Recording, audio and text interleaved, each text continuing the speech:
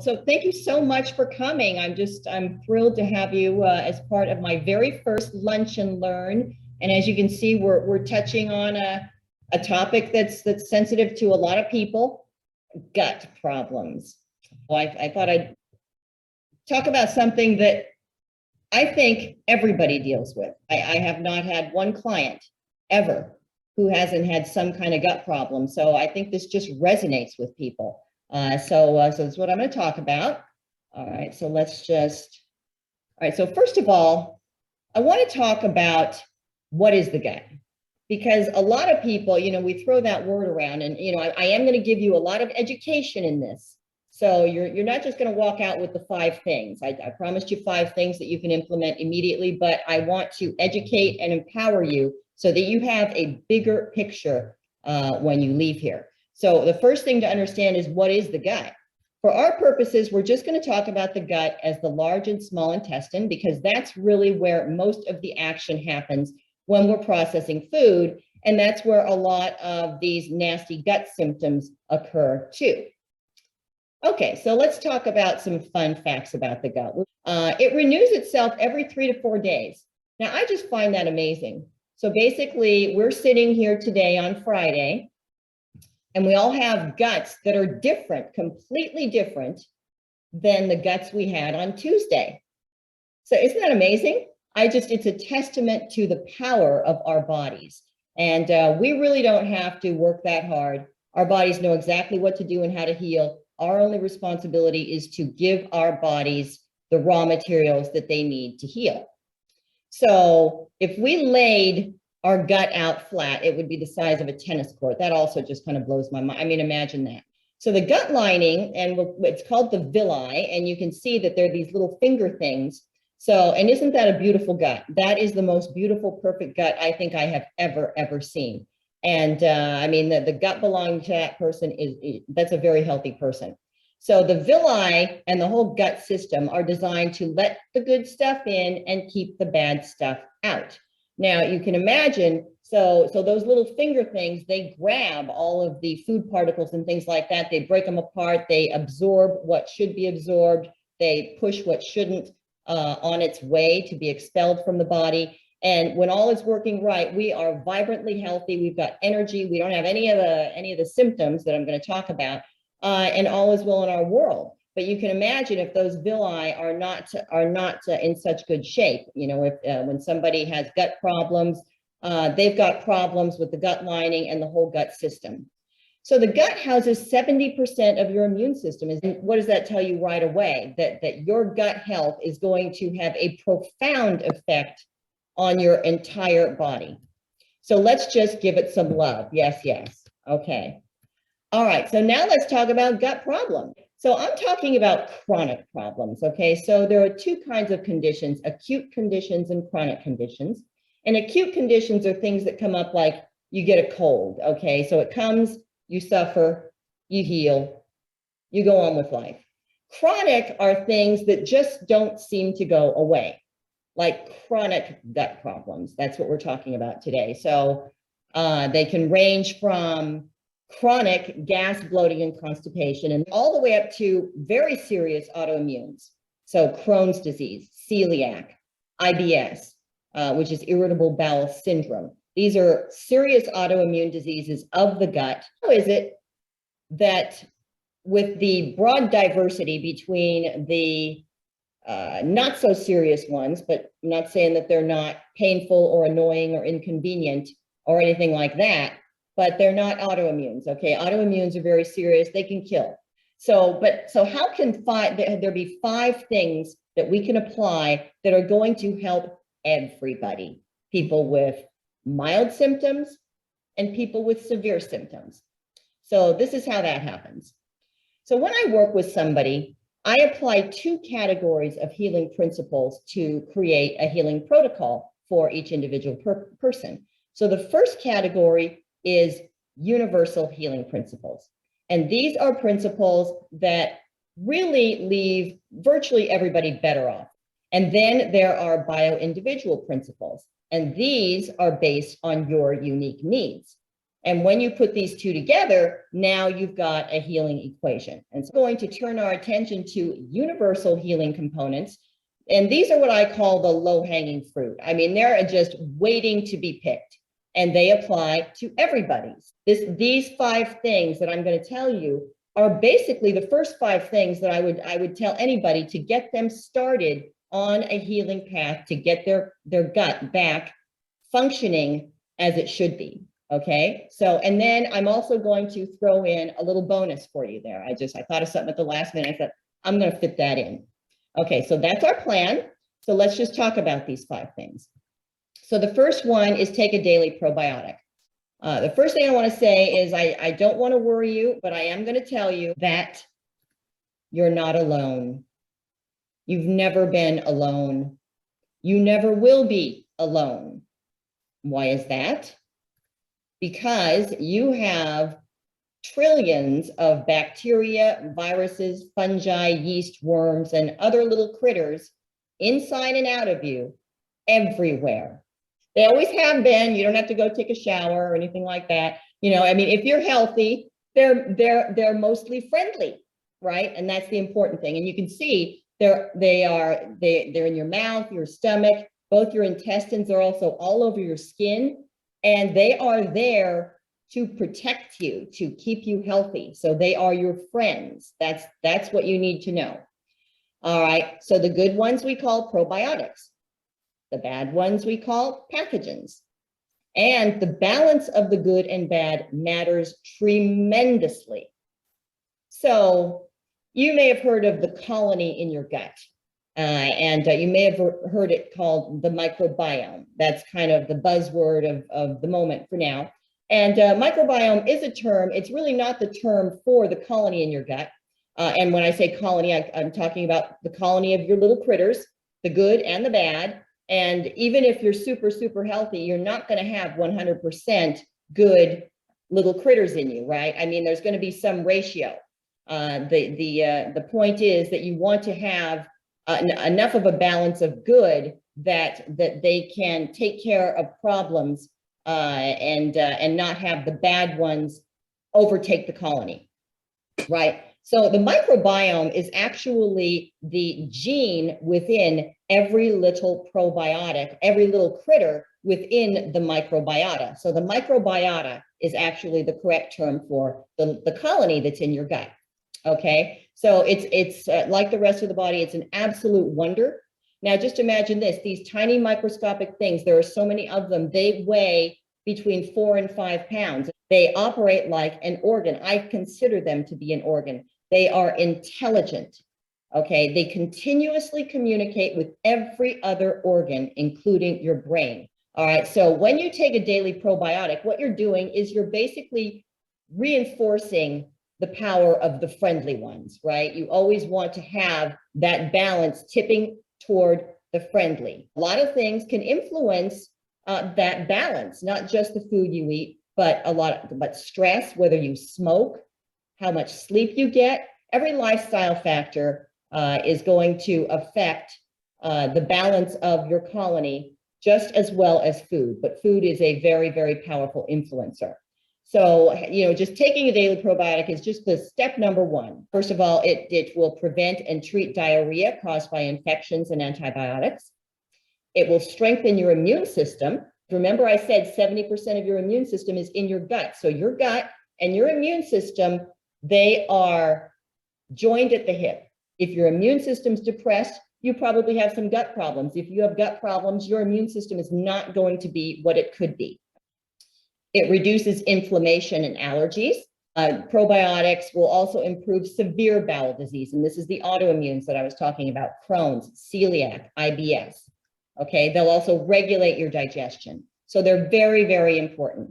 So let's talk about quality standards, because I know a lot of people say, yeah, I take a probiotic, I get it at the drugstore for $4.99 a bottle, you know. Okay, so we definitely have quality standards. Just because it says probiotics does not mean it's good. Like many things, there's a spectrum of quality. So what you want to look for, there are 2 kinds that I like. Soil-based. In fertile, healthy soil, there are many, many different organisms that thrive and live their whole lives, within this environment. And many of them are these healthy, thriving probiotics, and they can be very useful in our human environment. And so there are a lot of probiotics that are soil-based. The benefit to them is that they're more stable than other types of probiotics because they don't need refrigeration. All right, then there are raw probiotics, and I really like these two. I like both of them. I've taken both of them. Right now I'm taking a raw, but that doesn't mean I won't go back to soil-based. Raw probiotics are probiotics that have been processed in a low heat manufacturing environment. And so that preserves the integrity of the probiotics themselves because they are live, right? Okay, they do need to be refrigerated. So both of these are good. Now, how often should you take them? I would start with one really good probiotic in the morning. And if you want, you can also take one in the evening. You don't have to take them with food. And I'll leave you with a couple of quality brands that I really like. Although there are so many quality brands, I encourage you to look around. If you go to Amazon and just do a search on soil-based probiotics or raw probiotics or just probiotics, you're going to find thousands of them. And so you just look for these quality markers and also look at the ratings because people will tell you what they think. The second thing is use digestive enzymes. All right, so remember this, I put this little picture up before. All right, so your liver, your gallbladder, and your pancreas produce digestive enzymes during digestion. This is their job, and this helps your body to process all the food that comes in from the stomach through the small intestine, where it's going to get absorbed in various broken down forms, and then the waste is going to go into the colon to be expelled. So the thing is, though, enzyme production can dwindle with age. It just can. It may not, but it can. And also there are cases where it just may be insufficient at any age. So poor digestion, if you don't have adequate enzyme production, your digestion is just not going to be efficient. It's just not. So, and that causes a lot of problems. All right. So we'll talk first about nutrient absorption. If your body, if your gut cannot break down all of this food because of insufficient enzymes, you're just not going to absorb all the nutrients. So you could end up with a cumulative effect over a period of time of just malnourishment. And you're going to get symptoms, gas, bloating, constipation, and we can also add diarrhea and many other things to that. Okay, that's another indicator. These symptoms are going to lead to gut inflammation because remember, all this is happening in the gut. Gut inflammation is going to lead to disrupted microbiota, which is going to lead to a depressed immune system because remember, all these things are working together. We've got the gut, the microbiota, and the immune system. And what we do affects all of them, okay, collectively. So the answer is broad spectrum digestive enzymes. So because we want to break down all three macronutrients, carbs, proteins, and fats. Now, a lot of people take digestive enzymes that may have one digestive enzyme in it. Like if they're lactose intolerant, they might take lactate, which has lactase, which breaks down the milk sugar, the sugar in milk so that you can digest milk. Or Beano, right, which has a digestive enzyme to break down legumes. Okay, but I'm talking about a really good broad spectrum digestive enzyme that has maybe 8, 10, 12 different enzymes listed on the back of it. And here are some quality brands that I like. Now, Wholezyme, if you're near a Whole Foods, you can get Wholezyme. Wholezyme is fantastic.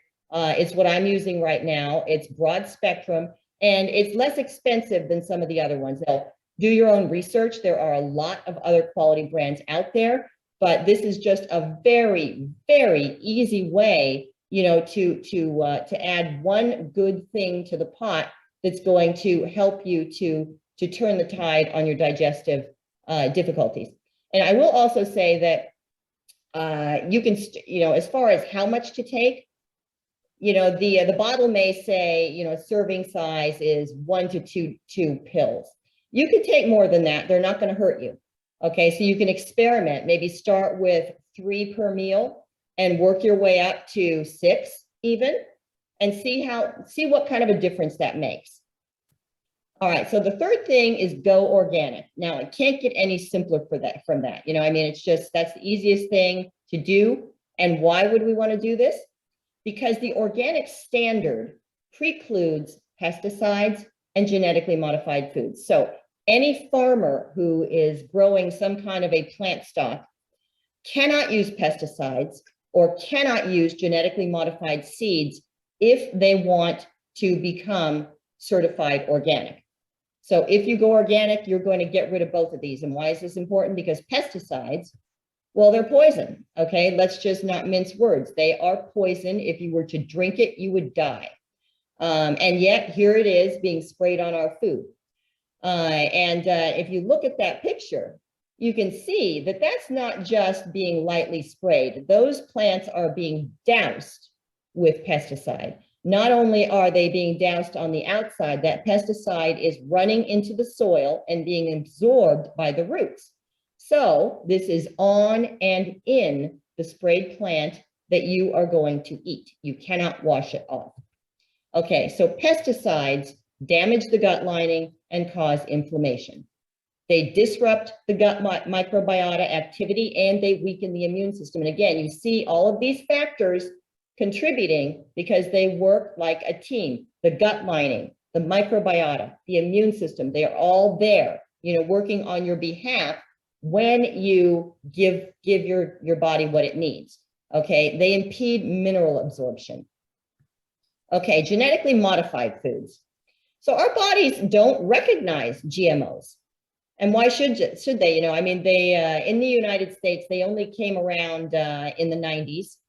And usually it takes more than a couple of thousand years, you know, of having something in the food chain for our human bodies at the genetic level to be able to recognize it and then be able to process it. So as far as our bodies are concerned, GMOs are foreign invaders. They damage the gut lining because they're very difficult to digest and break down. So there's going to be damage there. And of course, what's your gut going to do? You know, the immune system is going to trigger some inflammation to try to deal with it.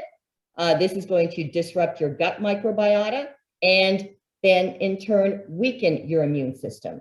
And of course, you're going to have symptoms like gas, bloating, diarrhea, and constipation. It's just so easy to choose organic. So 4 and 5, I'm kind of clumping together because they have similarities. And here I'm asking you to eliminate a couple of things. And just about everybody is better off when they eliminate gluten and dairy. Okay, so let's find out why. Gluten, and I'm talking about glutinous grains, wheat, rye, barley, and spelt. Okay, so gluten is an allergen and an irritant. So it's both of those. So which means it can trigger an immune response. Okay, so when you talk about an allergen, you're talking about something that actually triggers an immune response. So in the case of an autoimmune disease such as Crohn's or celiac or IBS, that is an allergic response to gluten, and it can have serious, serious repercussions. Now, an irritant, you would have a sensitivity or an intolerance to gluten. It doesn't trigger an immune response, but you know your body can't break it down for some reason. And I have a severe sensitivity to gluten where I get violently ill, even though there's no immune response. So you're going to get the diarrhea, the bloating, the constipation, the gut inflammation, and the pain. And then that inflammation, again, I'm taking you back because I really want you to get, when you walk out of here, you know, how these factors work together in your gut. And there's how there's this cascading effect. So you eat these allergens, they are going to damage your gut lining. They are going to cause symptoms. Your body's going to respond with inflammation. Okay, that's going to disrupt your healthy microbiota, and it's going to weaken your immune system. So gluten also breaks down into protein fragments that mimic opioid medications. They can really, you know, first of all, mentally just send you into that kind of weird twilight state. It's kind of like this brain foggy state, but also in your gut, it is really going to slow the motility, that is the gut movement, down to a sluggish halt. And this is why a lot of people who take opioids are chronically constipated. So dairy, so what's wrong with dairy? So the casein and the lactose is very hard to digest. A lot of people have heard of lactose. A lot of people are lactose intolerant. Now, a lot of people haven't heard of casein, and that is the primary protein in dairy. And these can just be very hard to digest. And a lot of this has to do with modern production practices. Our ancestors were not drinking the dairy or eating the dairy foods that we are now. They were drinking it raw, and it's a totally different food than what I'm talking about. So the processed dairy, it will cause diarrhea, gas, bloating, and inflammation if you're sensitive. Inflammation is going to affect your microbiota and your immune system. And dairy also causes opioid effects. So if you eliminate those, okay, so eliminating dairy is very easy. You just look for gluten-free on the package. Dairy is highly addictive. So is gluten, so they can be hard to give up. But if you are able or willing to even try to go gluten and dairy-free for even 2 weeks and just see what happens, and then take it from there. I'd say a dairy exception is ghee. Ghee is clarified butter. So if you go out to a restaurant and you order lobster, they're going to bring you this clarified butter. That's ghee. And basically, it is the butter with the casein removed. You can make it on your own very, very easily. And all you have to do really is gently melt a stick of butter.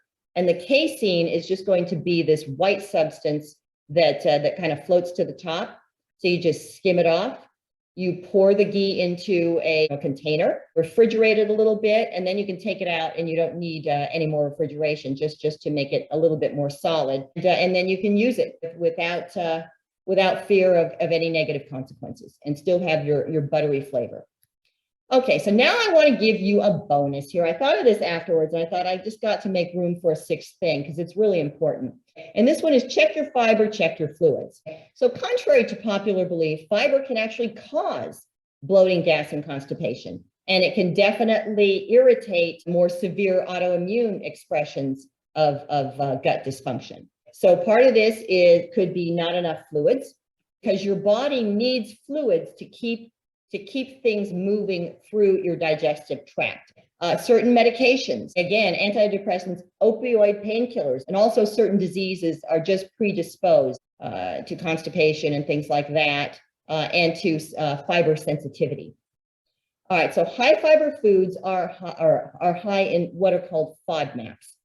You don't have to memorize this, just think of FODMAPs, but I will say it once. Fermentable, oligo, di, and monosaccharides, and polyols. That's a lot to say, so don't even bother saying it. What basically what this is certain types of carbohydrates that are digestion resistant. So they basically will ferment in your gut. So if you are sensitive to FODMAPs, then you're going to get symptoms: gas, bloating, cramps, diarrhea, constipation. If you're not sensitive to them, they can actually work to your favor, because FODMAPs, when they're in your gut, because they don't get absorbed, they serve as food for your probiotic colony. I'm going to give you a short list of high FODMAP foods, and you can also experiment with these. Now, some may cause sensitivity, some may not. I am sensitive to certain FODMAPs, but there are other FODMAPs that I eat and I don't have a problem with. So you really need to kind of find what high FODMAP foods work for you and what don't. It's best to avoid them all if you do have autoimmune bowel disease. It just simply is. Okay, and here's the list. And I'll just leave you with that list. I'm not going to go over it. I'm going to give you a copy of this presentation. There's that. Now, as far as the water goes, you have to drink enough fluids to keep your gut moving. Most people are dehydrated and they do not know it. It's just so easy to forget to drink healthy fluids when we're busy. It's like, I'll get a glass later. It's just not really a good idea.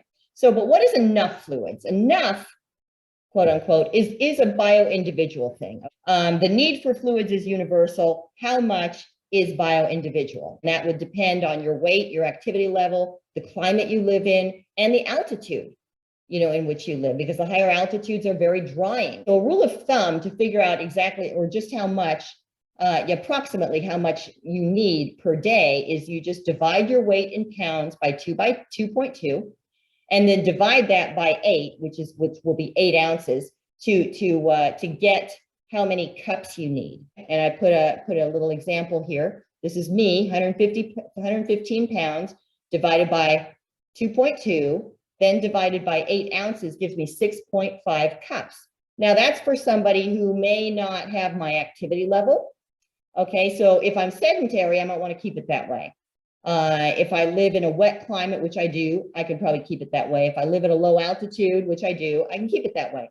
But if I'm, have a higher activity level, I work out, or I have, a labor intensive job or something, I want to bump that up.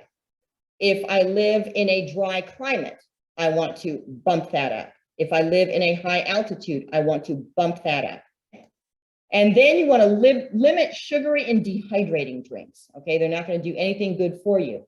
And those include caffeinated. And if you can't live without your coffee, just try to keep it to 1 cup a day. Alcoholic drinks are extremely dehydrating. Sodas and pure fruit juice are not going to do anything good for you. All right, so those are the 5 things plus your bonus.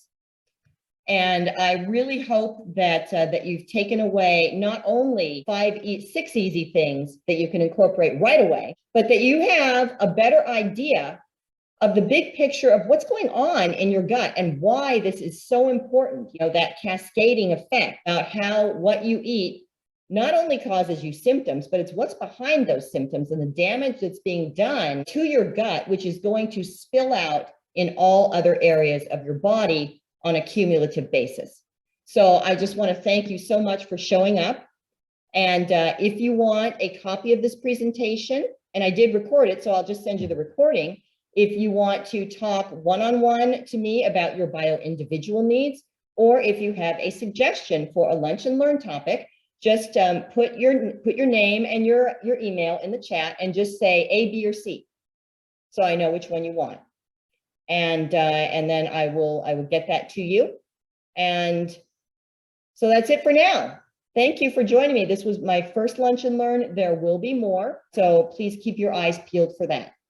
So I'm going to, at this point, stop the recording.